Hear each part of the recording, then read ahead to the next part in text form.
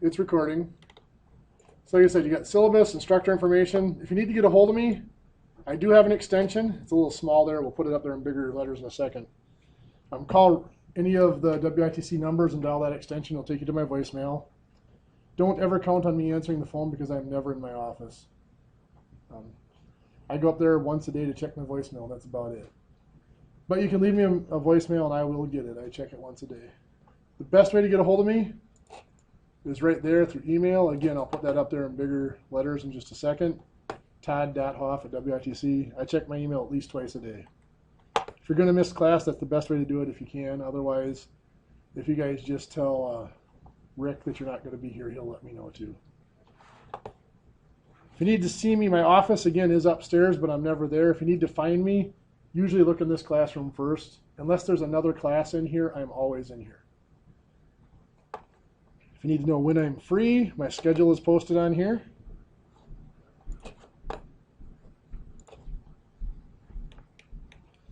So you can see here, your class is kind of sandwiched in there. I always have a class before yours.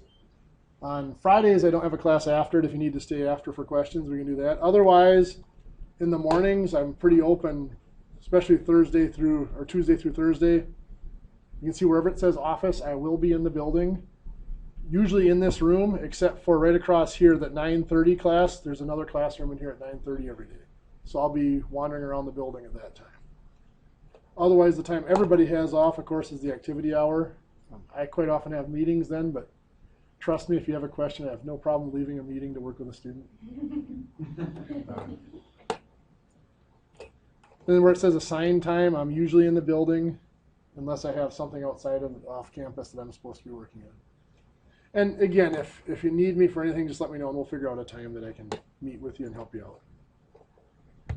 Okay, and then also, there's nothing below here right now because there haven't been any classes, but on the bottom of here is where the links to the course videos will be. So you'll be able to go there and look through all the classes. If you just get lonely over a weekend or something and need to hear about math, you can go there.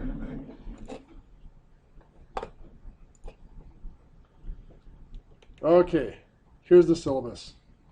There's my contact information again, a little bit bigger if you need it. It's always out here on Blackboard. If you don't want to write it down, you can always find it whenever you need to. Let's see, date and time. Well, you're all here, so we don't need to go over that. Course description. This is a relatively basic math course. The difficulty is in the applications, not in the material. We'll start out, we'll spend about a third of our time with just fractions, decimals, and whole numbers and percents and stuff like that. Then we'll get into a little bit of basic algebra, measurement, geometry, and ratio and proportion. And like I said, the difficulty is not the material, it's the applications. I'm going to jump down here a second. So then this here is the list of the 8 actual topics for the course. That doesn't mean that's all we're going to cover. I'll bring in some topics that are specific to welding, just because they're useful to you and you need to know them. But those are the bare minimum. Now, if you're looking at that list, thinking to yourself, I know all that, and this is going to be like horribly boring for me, there are a couple options. If you've had any other college-level math course, there's a good chance it'll transfer in to meet this requirement. Otherwise, there's a test out. The test out does have a fee involved. It's $20 per credit, so this class would cost you $40 to try the test out.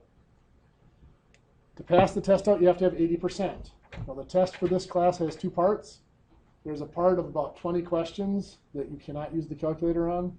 That is operations with fractions, decimals, whole numbers, converting between fractions and decimals, and converting percents and stuff like that. Then the other section is calculators allowed. It's word problems, geometry, basic algebra, all of that. If you get the 80% and you pass, you get your money refunded for the course, which I think is like $250 or $260. Then you get this hour free for the rest of the semester. If you don't get your 80%, you lose your $40 and you're stuck back here with me.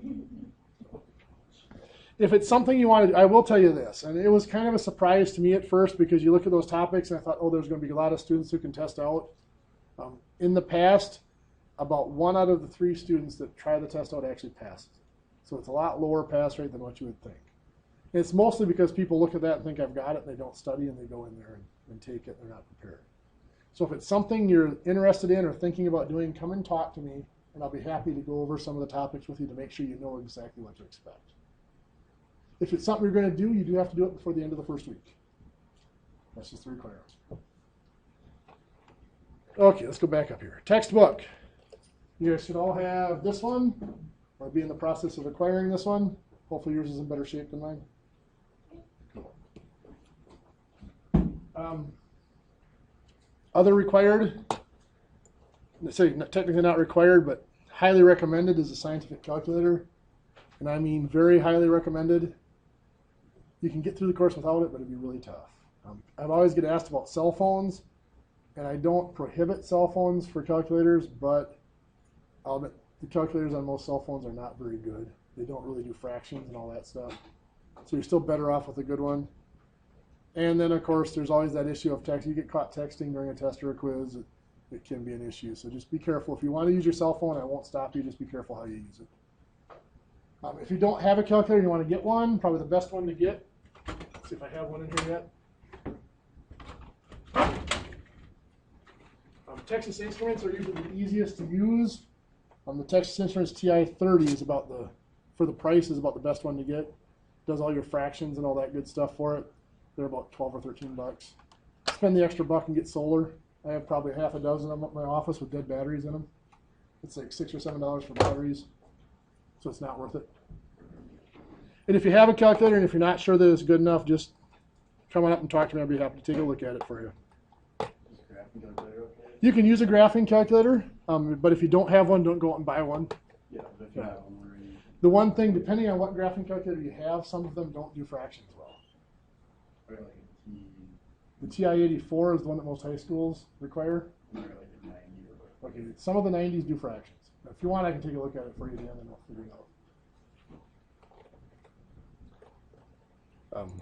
Yeah, the graphing calculator does wonderful things, but it's amazing. Some of them don't do some of the simple functions. Grading. I'm sure that's the part that most of you are worried about. Grading here comes in two different categories. We have our tests and quizzes. That's 80% of your grade. 5 units in here, so 5-unit tests. Each of those is 100 points. I'll give you some warning on each of those that they're coming up. The first unit is very quick because it's just whole numbers, so that first unit test usually comes up right around the beginning of the 3rd week, so rather quickly. Quizzes are quite often, usually every 3 or 4 hours of class you'll have a quiz. That's my way of just kind of keeping up, making sure everybody's staying on top of things. Those are anywhere from 8 to 25 points depending on the topic. So the other 20% is homework and class participation.